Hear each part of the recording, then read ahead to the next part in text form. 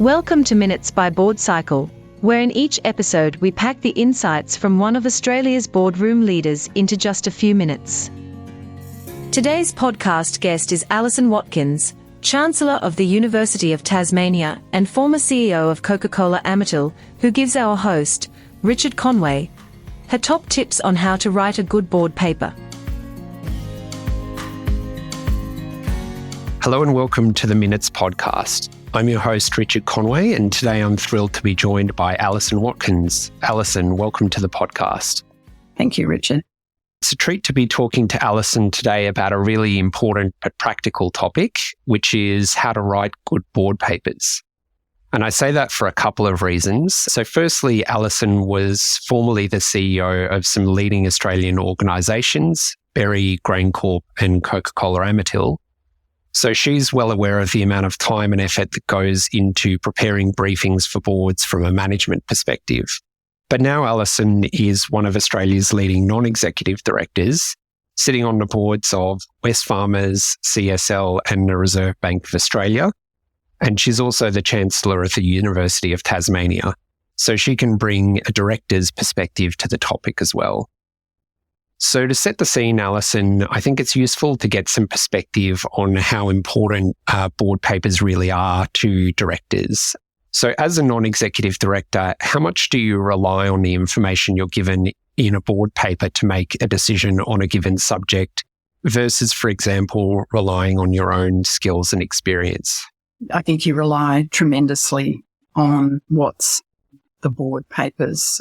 Yes, you do bring your own skills and experience. You bring your own observations from what else you're sort of seeing and reading and experiencing, but you're providing those as the overlay to the information that's in the board papers. So it is absolutely the core of good decision making for companies, there's no doubt.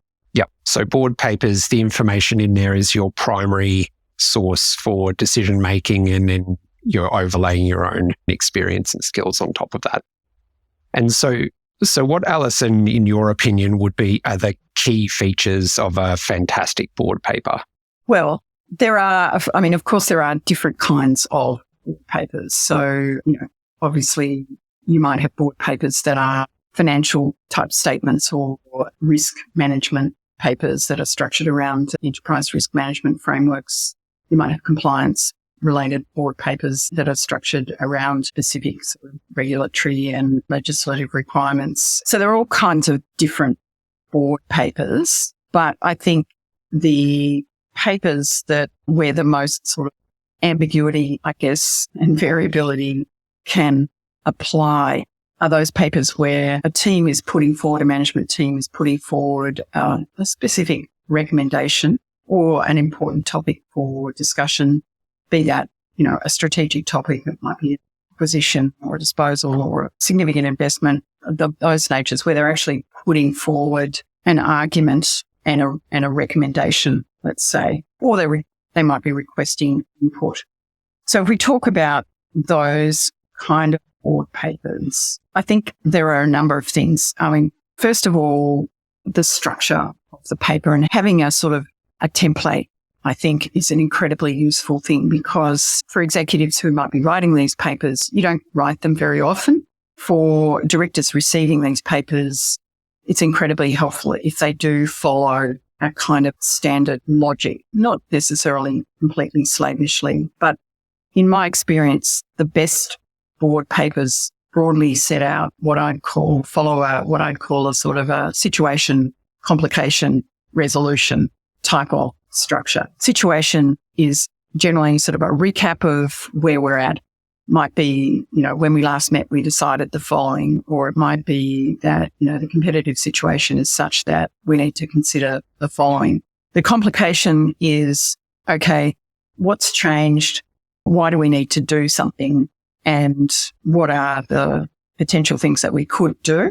The resolution is, here's what we're recommending and why. Broadly, situation, complication, resolution is a useful sort of structure to set out an argument in a way that tunes the directors back into, because you've got to always remember they are thinking about a million different things. They're only seeing these papers for your company maybe once every 6 weeks or so. And so you've got to tune them back in. You've got to explain the situation to them. You've got to sort of then set up, okay, what do we need to make a decision or change things, and what are the considerations there? And then what's the recommendation? So having that kind of standard approach, I think, is incredibly helpful. If it's a complex topic, that runs to more than 2 or 3 pages even, having a short executive summary up the front. I always reminded our teams that for some of our directors, they're receiving hundreds and hundreds of pages, times 3 for some of them in the space of a week or 10 days. And so there will be some directors who maybe just read 1 page, and so they need or even a half a page. So you do need to give a tight executive summary of what the paper says and what the recommendation is, not just what the paper does, but the conclusion it reaches. I think that is an important component of a well-written board paper. I think most board papers, I really like to get a sense of the choices, the options that were considered as part of it. That often would sit in the complication section, as I outlined, but what options did we consider, and what were the relevant considerations to know that, and those may take the form of a criterion in a particular decision, or they may be listed as specific considerations. But as a director, you need to know that, for example, relevant stakeholders, have they been thought of? So if it's a decision that impacts the community, for example, what are those considerations? Have they been thought of?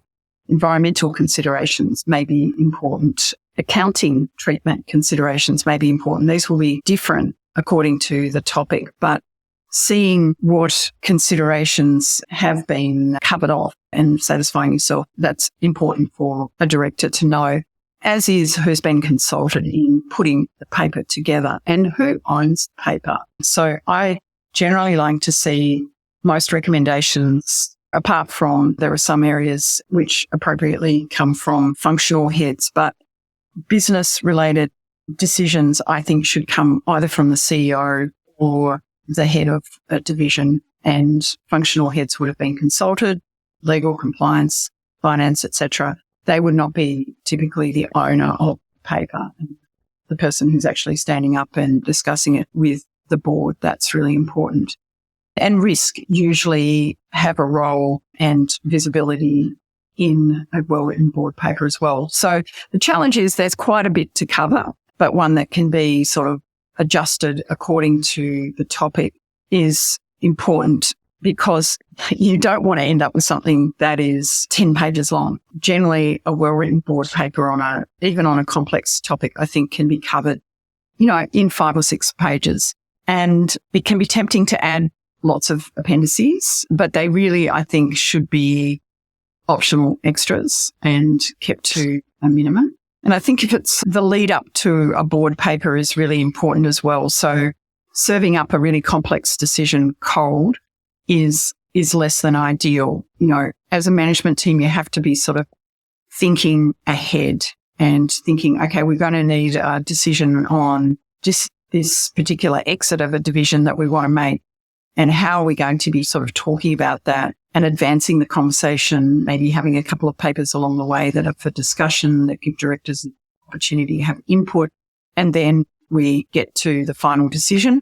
We've done the groundwork and we're not surprising anyone. That can create real problems when you get something that's a big decision and the board hasn't been sort of adequately warmed up to it. So those are a few thoughts. It's not easy, but yeah, I think a well-written board paper takes you a long, long way and is really worth the effort from a management team point of view. Yep. 2 things I wanted to pull out of what you just said there, Alison, was particularly the importance of the situation aspect for directors who are not in the company every day. So you can't necessarily assume that they remember all of the discussions that have been had on a particular topic. But what I wanted to dig in on in particular was what you said about options and alternatives. And I wanted to ask you, in the case of, for example, where company has a decision that's quite line ball between different alternatives, how would you like the different alternatives to be treated in a paper? And would you always expect management to come to a clear recommendation on one of those alternatives? I would say generally I look to management and to put forward a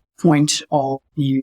If there are line ball options, then I think it's advantageous generally for those sorts of topics to have been discussed in advance with a board and input sought. And I think it is quite okay and indeed often important that you do put papers forward that are for discussion. I think you genuinely need to think about the input you're looking for from the board and frame up ideally some questions that you would like the board to focus on. And where you've got some line ball options, I think that's the perfect opportunity to really help get some steer from the board or know where the board are coming from and or bring the board along. So at the end of the day, I do think it's important that management teams make recommendations and to have a point of view. And I think it's quite a dangerous thing to create a situation where the board makes a choice. That's not a good idea,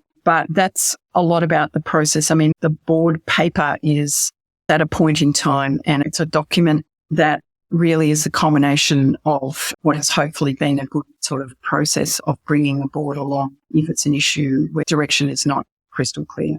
Yep, absolutely.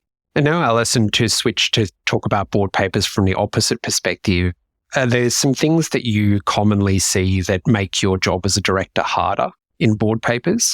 Yes, absolutely. Yes. Lack of synthesis, I guess, would be a common one. When you put a board paper together, that is the culmination of a lot of work.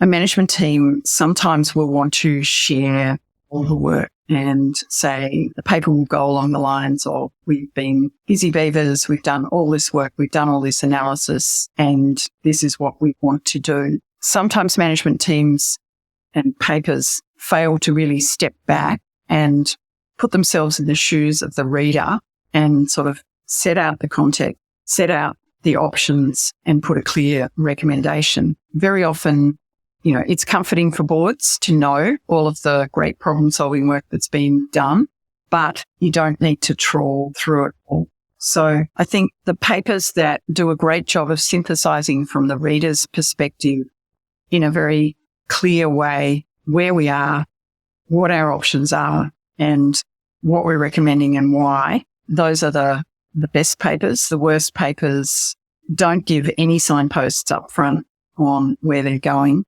and lengthy rambling, and you get to the end of it and you think, well, so what? I'm not quite sure what I'm meant to do with this information. Directors always want shorter papers. I know as an executive, when you do board surveys, that's always the feedback you get. Directors want shorter papers. Executive teams are always struggling and saying, well, no, they need to know this and they need to know that. It's always a tension, but I still believe that well-written board papers can be short. Those two are not mutually exclusive, and too often you get really long, rambling papers. So, yeah, I do think having templates, having a strong company secretariat and a strong quality control role where you have someone who's just really good at putting themselves in the shoes of the non-executive director makes a huge difference to the quality of the board papers. Yeah, absolutely. And then lastly, Alison, I wanted to ask you about the relationship between the board paper that the directors get before the meeting and then the paper author is very commonly or almost always asked then to come to the meeting to present the paper. So assuming that I've written you a fantastic 10 out of 10 paper that meets all of your requirements, as a paper author, what should I be thinking about using that time in the board meeting for if I've covered off all of the topics already in the paper? Well, as a paper author, I think you should definitely not be representing the material. However, even though directors will say they've read the paper and they don't need you to represent, it is nonetheless important that you take charge of the narrative and the discussion by providing, I'd say, a 5 to 10 minute setup which doesn't feel like a rehash of what's in the paper, but is perhaps coming more from your perspective as a leader in the company, where you're saying, providing some sort of personal context and saying, this is something that I feel very passionate about, very proud of the work that's being done. And as you can see, we recommended X, Y, and Z. And I want to tell you that I am very personally committed to making sure this is a success. You might have wondered, or I've had a couple of directors contact me and ask, so using 10 minutes to sort of convey your personal ownership and fluency with the topic, to perhaps flag a couple of things that you think they should have asked or been curious about or have asked. And because you've probably got some directors who are sitting there thinking, oh, hang on, I read that paper 5 days ago. I can't quite remember. So I think you should always be mindful that you probably have got some directors who, or maybe they did the speed read version. So do take the opportunity just to land the really important points, to answer the couple of questions that you think they probably should have or might have, and then open it up for discussion.